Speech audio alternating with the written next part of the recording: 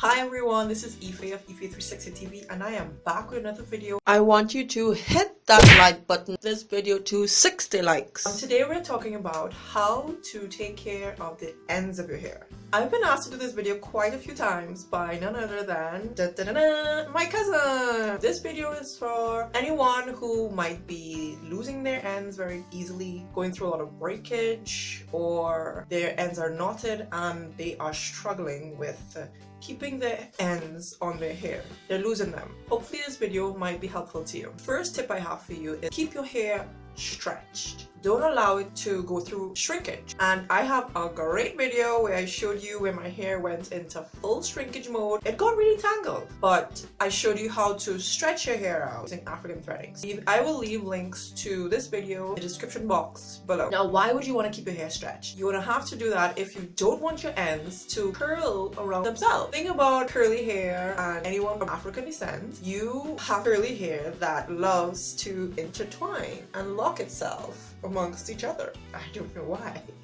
It just loves to do that. You have to keep your hair stretched. You can either do that many ways. You can use heat. You can use a flat iron if you want to use heat. I'm not against it. Knock yourself out if you want to use heat to stretch your hair. You can use a heat-free way to stretch your hair, African threading. Or you can just your hair in a state that it does not really have a chance to interlock out. This is an important one, and you always hear natural women talking about this. Keep the ends of your hair well hydrated and moisturized. When you are paying attention to your ends, you want to spritz your ends with water and seal with the butter. So you're just gonna put some butter on those ends. I know I don't have my hair out to show you, but I have shown you in some other videos how to do that. You want to seal your ends with some sort of butter, whether it's shea butter, mango butter, cocoa butter, butter, whatever. Okay, not butter. Oh no, I can't believe it's not butter. You don't want to use that. Or your own butter. Make other oils you want to use. Hydrate your ends, then smooth that butter on. And why do you want to do that? Because it makes sure that your ends are moisturized. They won't be prone to breaking. My next tip is to monitor your hair to see if you have split ends. In order to do that, you're going to want to check the ends of your hair and you're going to have to inspect it. Whether you want to use a magnifying glass, I don't know. Would check my ends from time to time to see if I have split ends. And if I do, I trim them. Yes, I know. I go through all the ends of my hair and do that. Or you just trim it. You don't need to even check it out. Sometimes you can feel if you have split ends. Your ends of your hair tend to be kind of raggedy and giving a lot of trouble. Single strand knots, it's like mess. Yeah, it's time to trim those ends if you see that happening. Now, speaking about single strand knots, you're gonna want to get rid of those. It's easy to see. They're also called fairy knots. Why? Because it seems as though only fairies can take the time, one strand, wrap around itself, and make a knot. Thank you, fairy. Anyways, so if you see you have single strand knot, you want to go through and snip those ends. What I've noticed is the more I keep my hair stretched, the more I hydrate my ends, seal with a butter, and the more I trim my ends, the less single strand knots I have. You're going to want to take care of doing those things, and eventually over time you see less single strand knots.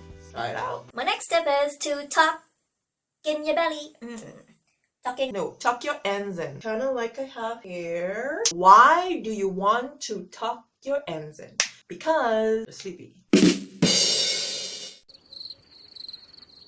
Because you want to stop your hair from getting access to wind and the rain and the sun. You want your ends to be protected from environmental contact. Because if your ends are exposed to the wind all the time, constantly, you're going to have your ends curling up, forming single strand knots, getting all dried out, doing its own thing. And then you realize, hey, you have to go snip more hair. We're not trying to lose hair. We're trying to maintain hair. We're trying to retain hair. We're trying to get length, right? The less your hair is exposed to the environment, the more that your ends are protected, and over time you see that your ends suffer less breakage, less drying out, and less tangling. My next tip is to pay attention to your ends when you are deep conditioning or doing protein treatments. Give your ends some extra love. It's the oldest part of your hair. It's been on your head the longest. It's gotten more time to get old and raggedy. So you want to give it some TLC, give it some love. Just move on to co-washing or shampooing or whatever you do. And you want to pay attention to your ends first. So go through, gently detangle. Whether you do finger detangling or use a Denman brush or a wide tooth comb, make sure you're just doing it gently. When you're satisfied, then you can move on the rest of the length of your hair. Your ends should thank you because you didn't butcher them. So we go ends to Say with me, ends to root, go, go, ends to root. Okay, now keep your day job. Alright, if you watch some of my health videos that impact hair, you would know that I am a big proponent of making sure you take care of inside your body first and not just focusing on your hair, because whatever you do on the inside, it manifests on the outside. One of the most important things I believe that can help with your hair and preventing dryness is drinking lots of water. Making sure you are hydrated and you are getting enough water, so not only the internal parts of your body get benefits of water, but also your hair. Make sure you drink enough water. Whether you drink 6 to 8 glasses of water, depending on the climate, you've got to drink water. If you don't drink a lot of water, it shows on your skin eventually. So make sure that you drink enough. Okay? So this one, it might seem like it's not linked to hair and breakage, but this is important. Psychologically, when you're stressed out, the rest of your body, your health, life gets messed up.